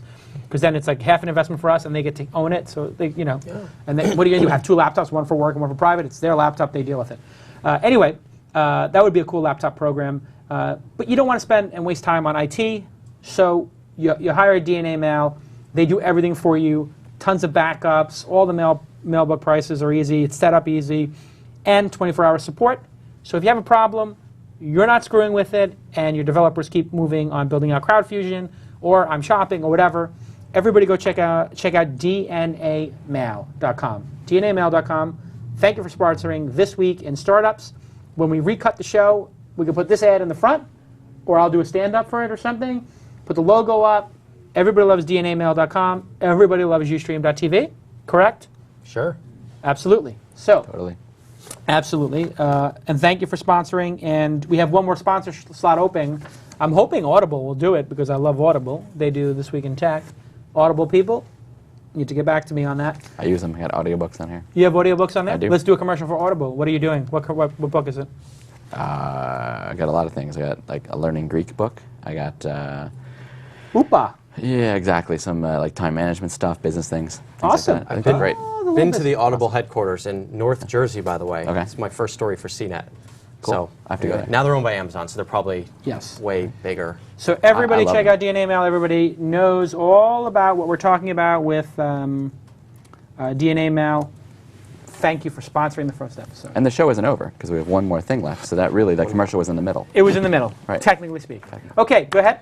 Okay, so some might call this the web's first social network. Now it's riding into the sunset. So Yahoo planning on shutting down GeoCities later this year. Now the spot hosted many people's first homepages on the web. And of course it was free, that was the big thing. Flashback to 1999, Yahoo paid about $3 billion to acquire this web host. Now I saw different numbers on the web. I saw anywhere from 2.5 to 5 million, but $3 billion seemed to be, a couple people said that. So did they get their money's worth? Of course they did. You have to remember when they bought it. When they bought it, startup internet companies that were publicly traded were, their value was determined by something called media metrics, or basically the Nielsen numbers, how many unique visitors you had, how many pages you had, all this nonsense. GeoCities, Broadcast.com were the two big acquisitions by Yahoo, a couple $1 billion each. What people don't remember at the time was Yahoo was worth tens of billions of dollars. It might have even hit $100 billion. I'm not sure what the peak valuation was. They gave away a couple of percentage points in value for this company. Maybe it was 5% of the value of Yahoo, 10%. Somebody can look it up and correct me if I'm wrong. They gave away very little for this. They gave away funny money. They gave away monopoly money. Their valuation at Yahoo was absurd during the dot-com boom. So the real price they paid was probably a tenth of that. And if it was $3 billion, it's probably $300 million in real money. And it kept it from going to a competitor. And so sometimes people buy things so that the competitor doesn't get it. Google with YouTube, everybody's like, oh my God, Google overpaid for YouTube, $1.6 billion, whatever it was. They underpaid, because their stock went up $3 or $4 billion in value after they bought it. So you're paying with funny money, not a big deal. Everybody relax. It's sad, but they were a homepage business, and people now have many options to build a homepage on the internet. They have a Facebook, MySpace page, so you have a social network page, you have a blog, you can make a website with a website builder, so it's More sad. symbolic.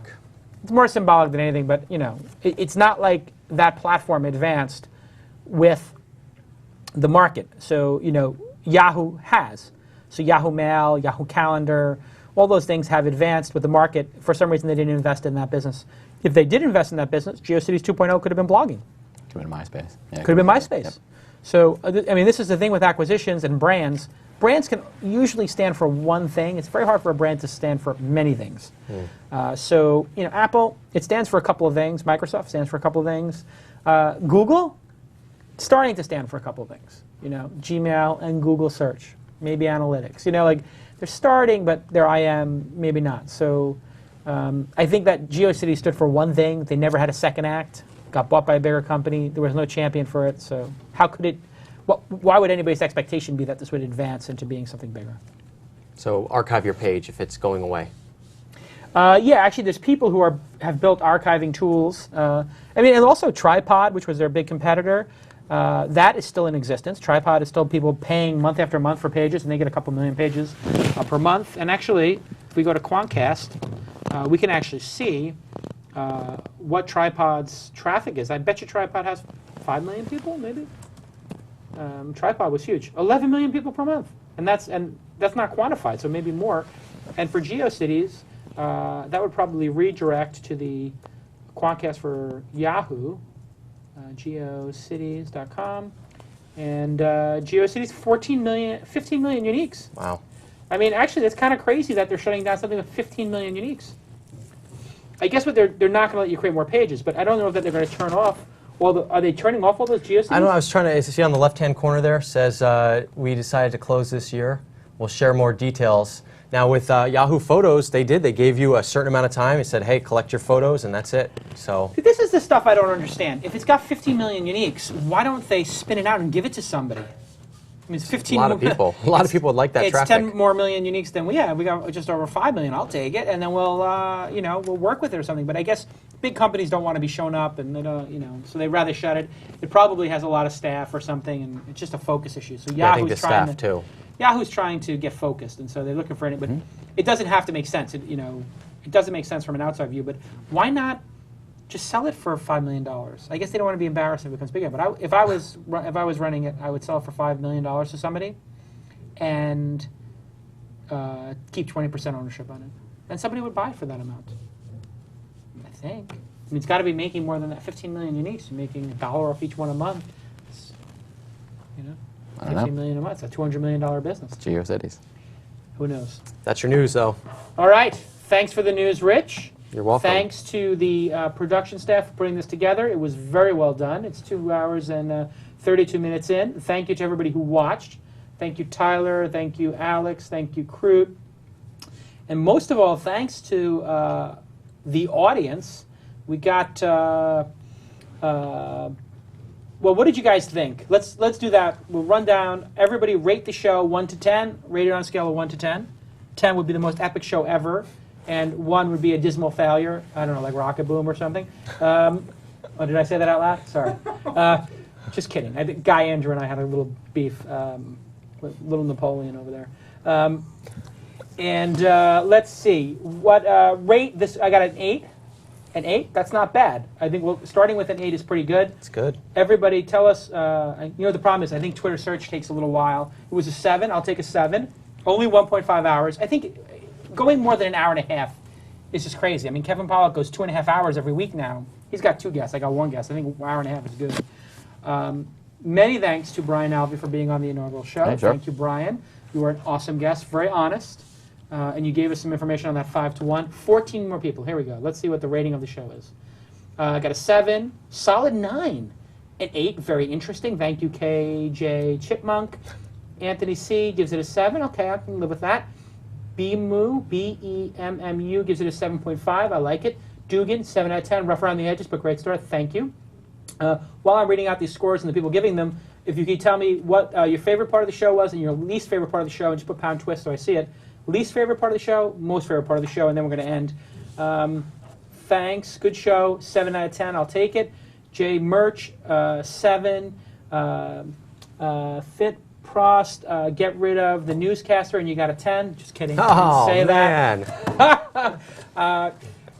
Just kidding. You did a great job on the news, actually. That was very professional. I loved Thank it. you. Dale Dietrich, who was watching the whole show, 7.5. I got an 8.5 from Josh Hanna. Tim Nikoleva gave it a 7. Thank you. Justin Vincent, who was very involved with shows, gives it a 7. Colin gives it an 8. Thank you for the 8. We got 17 more things here. We'll find out what people liked. Polish it to make it an 8 or 9. It's a 7.5. Thank you. Least, the news. Best, talking about weblogs. All right. Well, listen, the news was good. Honestly, I don't think they're saying you weren't good. Yeah. I think the news was a little bit maybe boring this week because there's not that a lot going on, right? I mean, we need to I'm get not a taking big. it personally. There'd be a big news week. News part was great. See the very next one. There we go. News part was Back up great. again. Pretty good show. Best part was questions via Twitter. Has great potential. Interview with your past partner. Audio and lighting needs tweaking. Okay, exactly how. First twit 7.428591. I was going to give it a 596, but okay. 8 out of 10. 7, 8.2, 8.5, 7. I like the people giving the points. 18 more pieces of feedback. Let's read them real quick. Thought the length was good. Keep it interactive. Good job. News roundup with Jason's freestyle improv reactions. People like. There you go. So that's 2 to 1 now. It's good If odds. you're counting. News was good. 8.2. There you go. That's 3 to 1. Love the news bit. And at the end, your opinions on hits and misses. So that's actually hits and misses might be something good. Do you think it's gonna? Yeah, I like because it's people gonna want to work know or what not. you think. News discussion is best. Would like to see demos of tech discussed next time. That's interesting. This big dorky looking guy with the big head says, I'd say somewhere between 7 and 8 range, a few audio problems, but you did mention me, so let's go with a 9. That would be CK Sample, employee of Brian Alvey, thank God. 4.5 because I only sure half the show, so that means it's a 9. Thank you, Danny Rowe, for being clever. Solid 8 will be a 10 and 2 more shows. Q&A was great. 8 more pieces of feedback. I want to make sure everybody gets their feedback in. 9.0, no BS from Paula Martilla. Nice glasses, very cute. Somebody gives it a 7.77, but lose the black jacket Jason. Okay. Rating part was good. News was fine, so tech issues too long. Get Audible, yes. So everybody should say a tweet right now thanking, if everybody could do a tweet right now saying, thank you to Ustream.tv for sponsoring, and thank you for DNA Mail for sponsoring. Or you can just say thank you to both of them. If I can get 10 tweets with you guys thanking DNAmail.com and thanking Ustream TV for sponsoring Pound Twist, you do 10 tweets, it's going to make the show even better because we have more resources. So let's just see if we can get 10 of those. 9, no BS. So anyway, you guys will read all these things later. Will it always be at 1 p.m.? I think so. We'll see. Quite a useful show. 9 out of 10. Mention me again. He gives it a 10. Thank you, CK. It's going up. CK. It'll be an 11. Nice table. Similar view to TED Talks. Feeling Steve Jobs going to jump in. 8.5 because I love Jason. Thanks, Mom. That wasn't my mom. So anyway, you know what the great part is? We really have a great Twitter audience talking about it. Dale Dietrichs, thanks Ustream and DNA. Let's get Audible. Mike Templeton, thanks DNA Mail, DNAmail.com. George, thanks DNAmail.com. Tyler wants me to end. I'm going to thank DNA Mail and Ustream on behalf of Captain Cobalt. Killer Creech, thanks Ustream and DNA Mail. Idea Ash, thanks Ustream email. See, this is what the show is going to be. It's going to be me addressing you guys, thanking the sponsors. Pay per tweet, paid per podcast. Thank you. Where's my wrap up? I don't have any signature sign off, but I will say mad respect to all my entrepreneurs who watched. Thanks to everybody who participated. Very sincere thank you to Leo Laporte for teaching us a lot of what we know about using the TriCaster and doing a show like this. And thank you for giving me your blessing and using This Week in Startups. I would absolutely not have used the name if you didn't want me to. And obviously I learned a lot about what we're doing here watching This Week in Tech. And I appreciate being a guest on This Week in Tech, which is a great show. Sundays at 3 o'clock. Tune in on Sunday at 5 o'clock for Kevin Pollak's chat show when his guest will be... Who's the guest? He's got a huge guest. Matthew Perry. Matthew. That's A-list. That's huge. That's beyond... Matthew Perry's the guy from Friends, right? Yeah. Huge. That's in this studio. Matthew Perry will be here on Sunday at 5. I thought I saw it on the web. I probably shouldn't have said that because now Matthew Perry fans could be outside of Mahalo at 902 Colorado waiting for him. Well, it's the Anyway, new world. thanks everybody for 902 tuning in. It's a Colorado. work in Very progress. nice. If you ever need any help being an entrepreneur, my favorite thing to do is help other entrepreneurs. I feel very lucky and blessed to have the career I've had. I was a nobody in this business. I fought my way tooth and nail to get everything I got, and I got a lot of respect for you guys out there doing it every day. Anybody can be an entrepreneur. but it's extremely difficult and most people will never do it. Most people will never get in the game. They're never going to take the shot. They're too scared. They'll rather sit in the stands than get on the bench, and they'd rather stay on the bench than get in the game. You guys take that shot every day. I got a lot of respect for you. It doesn't matter if you miss the shot or you hit the shot. What matters is that you take the shot. So until next week, 1 p.m. Fridays, PST, 4 p.m. EST, I'm Jason McCabe Calcanis for This Week in Startups, and I'll see everybody at Wolverine tonight. Bye-bye.